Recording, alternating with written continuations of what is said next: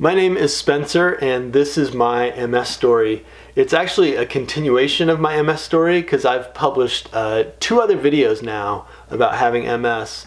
The first one 2 years ago, the second one a year ago, and now I'm publishing this one.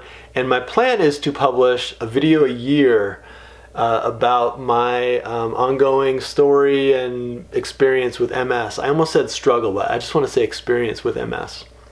In my first video, I talked a lot about being recently diagnosed and all the things that were going on in my mind. In my second video, I talked more about my approach to having the disease and my strategies for trying to be well, my wellness strategies. And in this video, I want to talk more about how I see MS as kind of like a disease of the mind. Not a disease of the brain. I know it attacks the brain and spinal cord in most people with MS, but a disease of the mind, like a psychologically challenging disease. But before I do that, let me just answer a few questions that I get all the time. It seems like people usually want to know what are my symptoms, what are my past and present symptoms, what is my approach to dealing with them, and what am I doing medically relating to doctors and whatnot. So let me just say that first off, over the years of having this disease, and it's sort of hard to count how long I've had it. I was only diagnosed 2 years ago, a little over 2 years ago, almost 2.5 years ago, but I've had symptoms of MS at least 19 years, maybe even more. And they began with numbness, numbness in my lower region, like numbness and tingling in my legs, and at one point my butt went numb for a few months, things like that. I've also had a lot of skin pain and nerve pain in my torso and legs. And then I suffered different kinds of eye problems, blindness from optic neuritis in both eyes. Not complete blindness, but pretty bad vision reduction. And then also double vision. And man, double vision, crazy double vision on the right side, diplopia on the right side with a nerve palsy in my brain, and then also double vision this way on my left side, so just totally screwed up vision stuff. So anyway, those are all my past symptoms. I currently, in my last scan, and I do go in each year, I see a neurologist in Chicago, I do go in for an annual MRI, brain and spine, like a big deal, long process MRI. And in my scan, it's been stable for the last 2 years. I've got 4 big existing lesions on my spinal cord, kind of like in my neck and into the upper back. And those lesions are, kind of like damage to my electrical system. So signals don't do their best heading down my body. So I have some, lack of sensation and feeling in my legs and some bathroom issues and stuff like that. But I would say pretty much I'm doing pretty good. I'm 47 years old, I exercise every day, I've got full mobility. I'm really, really fortunate. And I hesitate to say that just because I know so many people with MS really struggle. I have been in remission the last couple years. I haven't had a single episode, knock on wood, I haven't had a single episode in the last 2 years, and that has been awesome. I published a video earlier, about a year ago, about my making a timeline of my symptoms. And basically I went from having few episodes, when I first started having the disease in my late 20s, every couple of years I'd have an episode, to having an episode every few months. It was really escalating. It was just like one thing after another, eyes and skin and all kinds of stuff, numbness and tingling and cold feelings, hot feelings, etc. That was going fast and furious. I made some big changes 2 years ago, which I talked about in my last My MS Story video. Big changes to my diet and lifestyle, and taking more vitamin D, really taking care of myself in some different ways, because I knew I had MS. And with those changes, I really do think at this point it's made a difference. Something's made a difference. I don't know which thing has made a difference, but if you're interested in what I do on a daily basis, check out my last My MS Story video. I talk a lot about my diet and exercise and stress reduction and whatnot. But so far, last 2 years, knock on wood, no episodes, so no new symptoms. So that's been pretty cool. And then I should say that I often get the question what drugs are you on? I've never taken any disease-modifying therapies, and I really don't plan to at this point unless some new miracle drug comes along.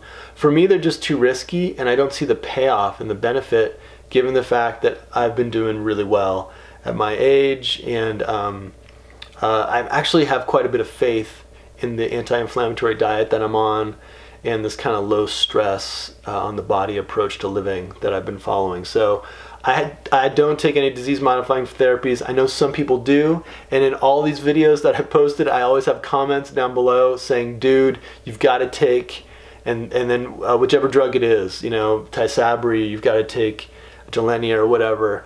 Some of those drugs I can't take because of aspects of my own particular physiology. My JC virus load is high, I've mentioned that before, and I actually have a really low white count. I have what's called neutropenia, and that sort of rules out some other drugs. But anyway, I can't take a few, but I really don't even want to because I'm pretty confident in what I'm doing. The next thing I want to mention is that new for me this year, I've actually joined a couple support groups.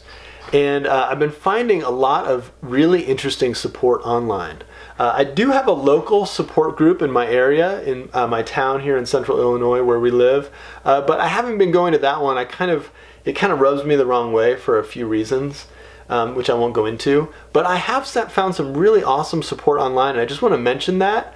I was teaching an article about support groups in the fall, this past fall of 2017, and I thought to myself, dang, why am I not in a support group? So I joined the biggest one on Facebook. I think it's called Multiple Sclerosis Support. There are like 20,000 members, and it's really cool. It's a place where people talk about the shit that's going on with them, like the really hard stuff that's going on with them. And I've posted a bit in that group with some issues I've dealt with, but I've mainly really found value in that support group because it's a place to just like talk with other people and realize that you're not alone. It's a really cool group. I also don't look at it all the time. I have kind of like notifications turned off on it, so I don't see the posts all the time, but I go to it intentionally a couple times a week, check out the posts, see what people are talking about, respond, post, comment, like, etc.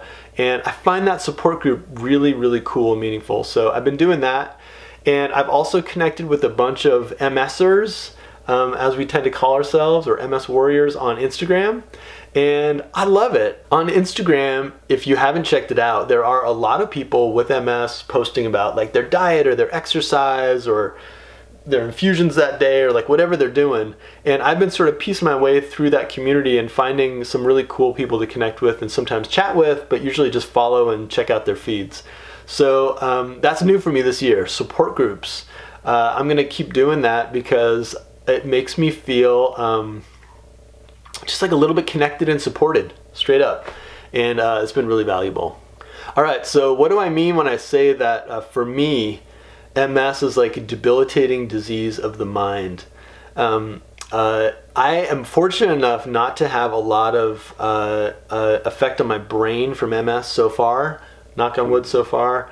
My brain's actually not shrinking at an accelerated rate, which happens with some people with MS, at least not so far. And I don't have a lot of visual lesions on my brain. I have had optic problems with my eyes and whatnot, so I've had swelling and issues in my brain. It's just not visible on a scan.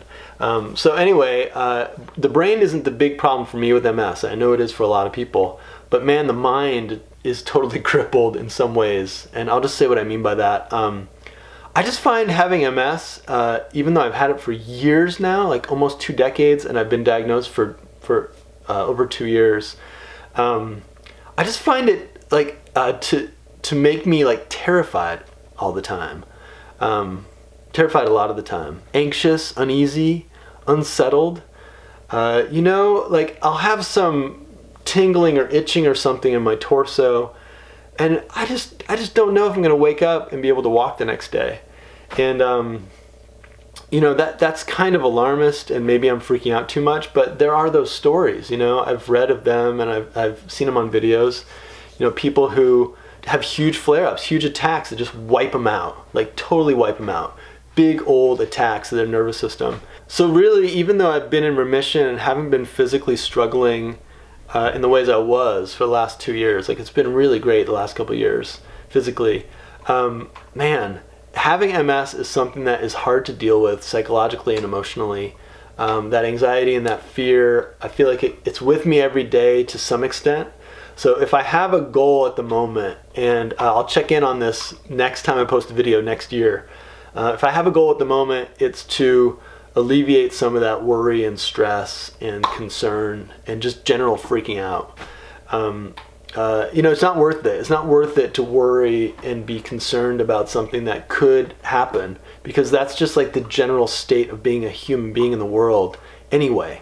You know, you never know what's going to happen. I'm freaking out about MS, and I could freaking die of a heart attack someday or something else, or cancer or whatever. So I want to just minimize that grip on my mind that MS has, and that's like one of my goals right now. Okay, so that's my MS story as of right now, 2018, checking in with you guys on YouTube. Please leave comments down below if you want to. You can follow me on Instagram, where I post various things, sometimes about MS and health related stuff. And as you may know, most of my videos on YouTube have nothing to do with having MS, and I think that's probably a good thing, but I do post about it occasionally. Thanks for watching.